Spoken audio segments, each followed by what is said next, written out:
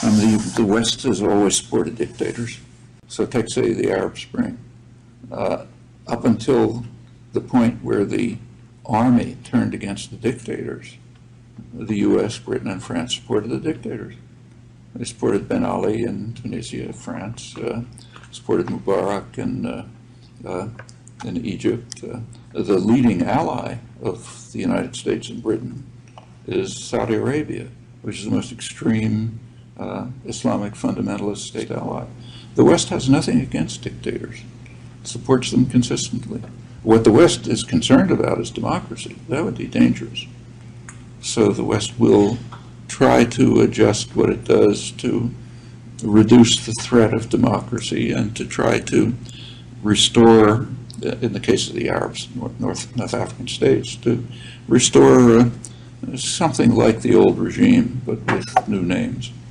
So in Egypt, for example, the United States is reasonably happy with the Muslim Brotherhood, which they don't care if they have Islamic, if they call for Sharia or something. What they care about is that they accept neoliberal programs, which they do. They're a business-oriented party which conforms to U.S.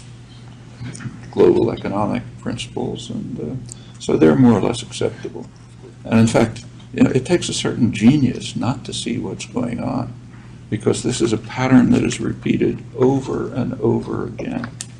There's a kind of a routine game plan. When your favorite dictator is facing difficulties, what you do is support him till the last minute. If it becomes impossible to support him, say if the army turns against him or the business classes turn against him, then send him off somewhere, try to get rid of him, issue passionate statements about your love of democracy, that's the role of the intellectuals, and then try to restore the old regime. It's been done over and over again.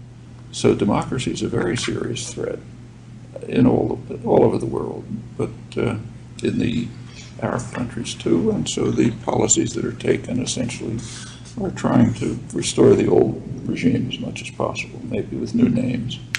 You can't do it totally, but as much as possible.